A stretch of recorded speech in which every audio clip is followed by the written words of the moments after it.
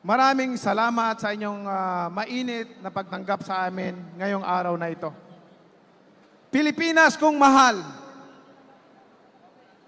Ang tanong ko po, Pilipinas kung mahal, nasaan ka na ngayon? Ano nang nangyari? Bakit tayo nagkahiwa-hiwalay? Bakit tayo nag-aaway-away? Kung sinong nakaupo, may mga kumukontra. Ang programa ng ating Pangulo ay napakaganda. Doon sa bagong Pilipinas po, kasama po doon, ang isa sa nagustuhan ko, yung sustainable livelihood. Sustainable livelihood at saka pabahay. Alam niyo po, bago ko ituloy yan, topic na yan, gusto ko lang po sabihin sa inyo na ako'y natutuwa at masaya dahil sa naiambag kong karangalan sa ating bansa at ang bansang Pilipinas. At ang bansang Pilipinas, nakilala hindi lamang dito sa buong Asia, kundi sa buong mundo. Bilang Pilipino, proud na proud ako. Proud na proud ako dahil nailagay natin sa mapa ang ating bansa. At ang nais ko sana na tayong lahat nagkakaisa para sa isang pangarap. Isang pangarap na umasinso ang bawat Pilipino, ang bawat pamilya. Alam niyo po, ako'y nalulungkot sa dami ng problema ng ating bansa. Maraming mga Pilipino na parami ang walang trabaho, maraming nagugutom. Ako man po nakaranas ng paggutom. Galing po ako sa pinakamahirap na pamilya, natutulog po ako sa kalye.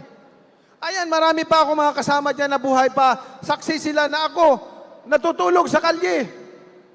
Ang sapin ko, karton lang. Naranasan ko po yun, kaya ganun na lang ang aking concern sa ating mga kababayan na naghihirap. Naranasan po namin na hindi makakain ng pagkain sa isang araw, tubig lang inumin namin para makasurvive. At yung moment na yan, hindi ko makalimutan sa buong buhay ko. Habang ako'y nabubuhay, talagang tumutusok sa puso ko at naalala ko palagi tuwing may nakikita akong mahirap. May isang pagkakataon po kasi nangyari sa buhay namin. Alauna imedya ng hapon, ang kapatid ko, ngayon gobernador na po siya, asawa ng Panginoon, gobernador po siya ng Sarangani, 5 years old pa lang po yon. At umiiyak na, alauna imedya ng hapon, walang almusal, walang pananghalian. Humihingi ng pagkain, mama, pagkain, gutom ako. Kami, gutom na rin kami. Pero ang sabi ng mama namin, ni Mami De, mga anak, ano magagawa ko? Wala akong pera pambili ng pagkain. Uminom lang muna kayo ng tubig. Baka mamayang gabi makahanap din ng pagkain. Yung moment na yan, na hindi ko makalimutan, habang ako'y nabubuhay at tuwing may nakikita akong mahirap dito sa ating bansa, tinutusok yung puso ko, gusto ko silang tulungan, gusto kong paunlarin ang bansa natin. At ayaw na ayaw ko yung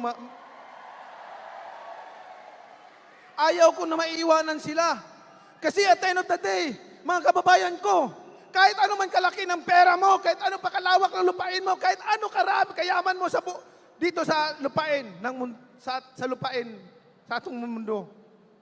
Pag tayo'y namatay, lilipas din tayo at iba na rin nagmamay-ari niyan. Yan po ang reality. Yan po ang reality na pag tayo nawala na, lilipas din tayo at iba na rin nagmamay-ari na hindi na tayo nagmamay-ari niyan. But as much as possible, makaiwan tayo ng legacy. Legasiyan na hindi tayo makakalimutan at magkakatulong sa mga henerasyon pang darating. Yun po ang panawagan ko sa buong sambayan ng Pilipino na magkaisa tayo sa isang advokasya, sa isang adhikain na tayong mga Pilipino ay umunlad at umasinso. Katulad ng mga karatig bansa natin na dati sa atin nagtatrabaho. Dumadayo tayo tinitingala. Ngayon, tayo ang pumupunta at nagtatrabaho sa kanila. Bayan, gumising tayo. Gumising tayo, huwag tayo magpapadala sa ating emotion. Kailangan isipin natin yung kinabukasan natin, kinabukasan ng mga susunod pang henerasyon. Kaya ang importante sa lahat, yung legacy na iiwanan mo. Yun ang maalala mo. Yun ang maalala ng taong bayan ng mga susunod pang henerasyon pag ikaw ay may legasya na iiwanan sa ating bayan.